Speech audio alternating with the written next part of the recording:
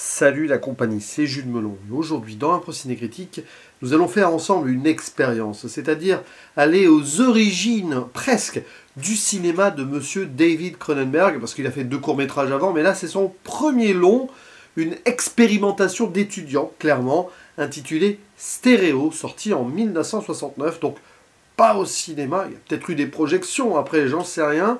À la base, je ne pensais pas l'évoquer, comme son suivant d'ailleurs, qui fera forcément l'objet d'une vidéo plus tard. Mais comme les linceuls de Shroud de son prochain étaient sans cesse repoussés, bon, on va se plonger là-dedans. Et Stéréo, c'est particulier parce qu'à l'époque, Cronenberg ne se qualifiait pas de cinéaste. Plutôt une sorte d'artiste, on va dire underground, écrivain en soi, qui met en image quelque chose ici, une idée peut-être, inspirée éventuellement des œuvres de Jonas Mekas ou encore Kenneth Anger, pour ne citer que ceux-là. Donc au casting, il n'y a personne de connu. En gros, ce sont ses amis, puisqu'il était étudiant à l'époque. La narration, nous avons Glenn McCauley et Mort Ritz. Et le personnage principal qu'on voit surtout au début, là, qui arrive là, tout seul, est joué par Ronald Mlodzik. Et c'est du noir et blanc, tout simplement. Et c'est assez abstrait, tout en étant très concret aussi dans une idée de dystopie. Ça va pas être facile d'en parler, voilà, parce que c'est vraiment particulier. C'est disponible sur YouTube, hein, d'ailleurs je mettrai le lien en commentaire épinglé, si j'y pense pas, de toute façon, tapez sur la barre de recherche et vous le trouverez facilement avec même des sous-titres français. L'histoire de base est assez simple, tout en étant complexe dans son déroulement. On est dans un futur proche au Canada, voilà. C'est la première fois, forcément, ici, enfin, j'ai pas vu ses cours d'avant, mais ce ne sera pas la seule fois qu'il va aller dans une sorte d'avenir proche, au Canada ou pas d'ailleurs. On se situe dans un institut scientifique qui s'appelle le Canadian Academy for Erotic Inquiry. Et on voit des jeunes qui, visiblement, se sont portés volontaires comme cobayes, enfin, volontaires si on veut, mais ils ne savaient peut-être pas ce qu'ils allaient subir. Et ils vont donc y vivre là-bas des expériences plus ou moins sexuelles, menées par un parapsychologue nommé Luther Stringfellow, qu'on ne verra jamais, qui sera mentionné donc par les voix off. Des recherches autour de la télépathie pour plus ou moins aller au-delà du cercle familial devenu obsolète. Enfin, il y a tout un truc là-dessus, je ne suis pas certain d'avoir tout compris, mais est-ce le plus important? D'ailleurs, lâchez prise, hein, si vous n'êtes pas vous-même très scientifique ou calé là-dedans. Et encore, je pense que tout ce qui peut être dit là-dedans, il y a un décalage à prendre. Voilà. Donc tout ce qui va être raconté par ces voix off, on comprend l'idée. Il y a quelqu'un qui visiblement est une sorte de grand Manitou un peu dérangé, qui veut créer une société parfaite à ses yeux, donc une dystopie, c'est quasi sectaire, en manipulant, oui, l'être humain pour lui faire des choses. Et bon, oui, le faire communiquer par télépathie en renforçant sa sexualité par rapport à une autre personne, parce qu'il faut des liens forts, corporels déjà, pour pouvoir après communiquer par la pensée, c'est un petit peu l'idée.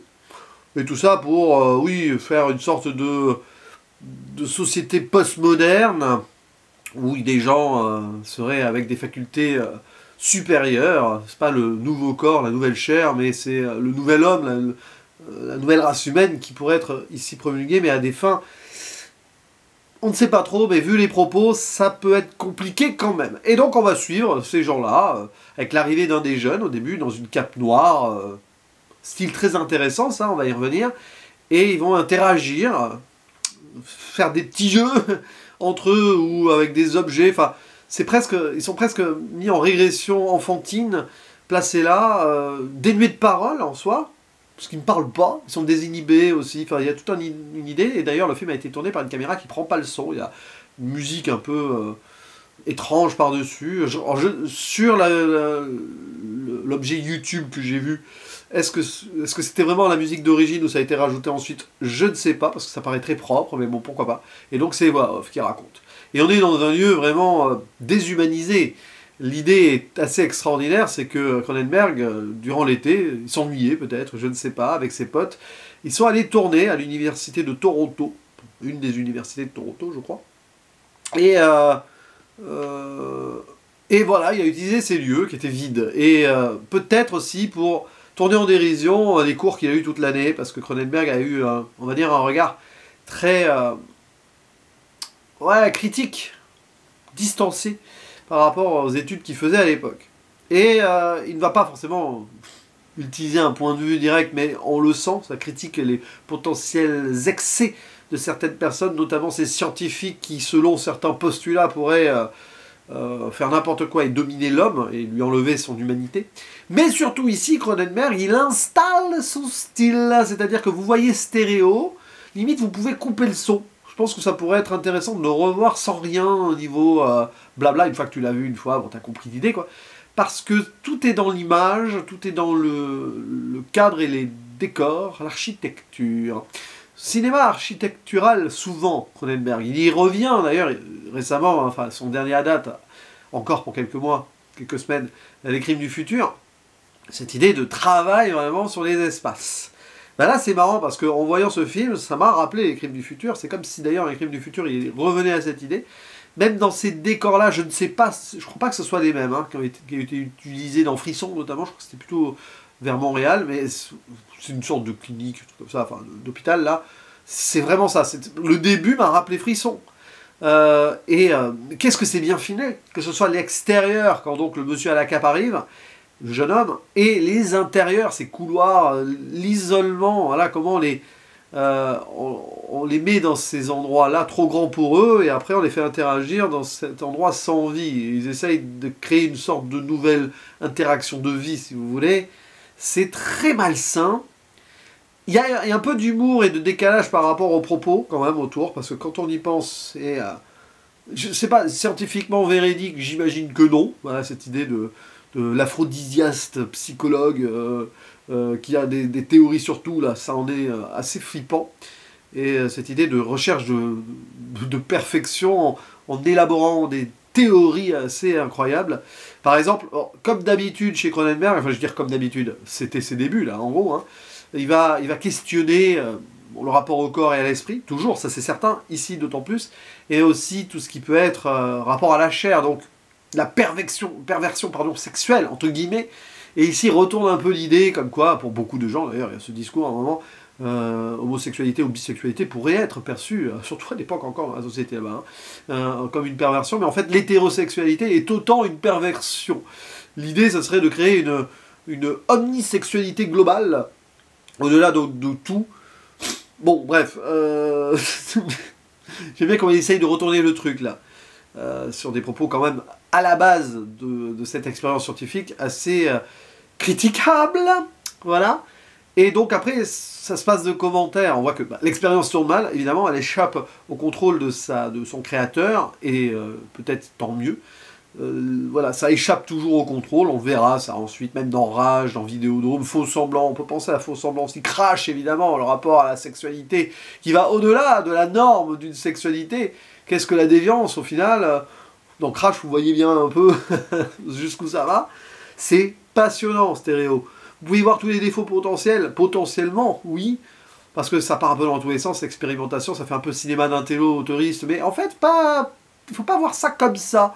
C'est-à-dire qu'il essaye quelque chose, je pense qu'il s'est beaucoup amusé, paradoxalement, en faisant le film, tout en écrivant, en fait, c'est une sorte d'écrit, comme ça, de pamphlet. Il ne se destinait pas au 7e art, il n'imaginait pas devenir cinéaste pour le cinéma, après. Et quelque chose fait que là, avec cette tentative-là, il s'impose d'avance, et c'est tout naturellement qu'ensuite il fera ce qu'il fera. Et ça se sent, puisque vous avez vraiment ici l'incipit, la base de beaucoup de ses œuvres futures. Mais vraiment. Et puis déjà, il a la science du placement des caméras et de jouer donc sur cette déshumanisation dans une société qui commence à aller vers le futur, mais un futur qui est cryptique, hein, d'une certaine façon. Et c'est marrant parce que fin 60, alors je parlais des cinéastes plus ou moins expérimentaux là en intro, qui probablement c'était ses influences, ses inspirations, mais on est aussi dans cette ère nouvelle modernité du cinéma de l'époque, mise en avant par des cinéastes, alors déjà avant comme Antonioni, mais même, de toute façon les deux, Michelangelo Antonioni et Stanley Kubrick, je pense à eux notamment sur le jeu des décors. Voilà, je ne sais pas si Cronenberg était fan, ou il l'a dit après, je n'ai pas lu d'interview à ce sujet-là, je n'ai pas de souvenir. Mais il y a quelque chose qui fait que, on a des cinéastes à l'époque qui parlent déjà donc de ces êtres humains plus ou moins perdus, face à leurs échecs potentiels, face à une société qui les oppresse, tout ce que vous voulez, hein, Kubrick, Antonioni, on mélange un peu tout là-dedans, hein, ils n'avaient pas forcément les mêmes thématiques, mais il y a quand même des obsessions communes, et vous avez ça là. Et il pousse évidemment à la science ultime, beaucoup plus que ces deux confrères de l'époque, ici dans Stéréo. Donc c'est fascinant pour beaucoup de choses. Et puis la façon dont aussi c'est représenté comme une société quasi entrée dans une forme de secte, il y a un sectarisme d'expérimentation sociale là, ne serait-ce que par les vêtements, c'est assez fort. D'ailleurs ça peut renvoyer à Eyes Wide Shut plus tard, notamment là, cet accoutrement là du personnage principal au début, un accoutrement qui reviendra à la fin sur un autre personnage, c'est amusant. Voilà, donc je pense qu'on peut creuser beaucoup d'analyses hein, à travers ce film-là, par rapport à la filmographie de Cronenberg, certes, ça a déjà dû être fait, à mon avis, clairement, et aussi par rapport à ses pairs, toutes ces idées que les cinéastes, auteurs, vidéastes, tout ce que vous voulez de l'époque, et puis aussi ceux qui écrivaient, étaient déjà fascinés et effrayés peut-être par l'évolution du monde, qu'ils voyaient déjà évoluer sous leurs yeux. Bah là, on est vraiment en plein dedans. Donc Stéréo de Cronenberg, je vous le conseille, ça dure un peu plus d'1 heure. Alors, certes, c'est un peu touffu et bavard et tout, mais tentez le truc, ne serait-ce que pour les images et les sensations que vous allez en sortir, surtout si vous aimez et connaissez le cinéma de Cronenberg. Je n'inviterai pas quelqu'un qui ne connaît pas ou que très peu Cronenberg de voir d'emblée cette œuvre. Je pense qu'il faut avoir pratiquement tout vu de Cronenberg ensuite, ou du moins les œuvres que j'ai citées là il y a quelques instants. C'est mon point de vue, parce que c'est vrai que là, vous allez être un peu paumé. C'est beaucoup plus fascinant de le voir en connaissant ce qu'il fait après. Et je verrai donc du coup son autre, qui n'est pas Les Crimes du Futur, version récente, mais Crimes of the Future, oui, parce qu'il a fait deux films avec le même titre quand même, et qui est sorti je crois à peine 1 an après, donc pourquoi pas. En attendant, dites-moi en commentaire ce que vous pensez de ce stéréo, donc visionnable facilement sur YouTube, en espérant que d'ici là, la vidéo que j'ai vue n'a pas été strikée, mais bon, il ne devrait pas y avoir de problème, et on en parle en commentaire, on échange dessus, parce que là, c'est vraiment de l'underground, mais c'est de l'underground qui mérite d'être évoqué, surtout par le prisme des œuvres suivantes d'un réalisateur quand même cultissime. Et je vous dis à la prochaine, ciao.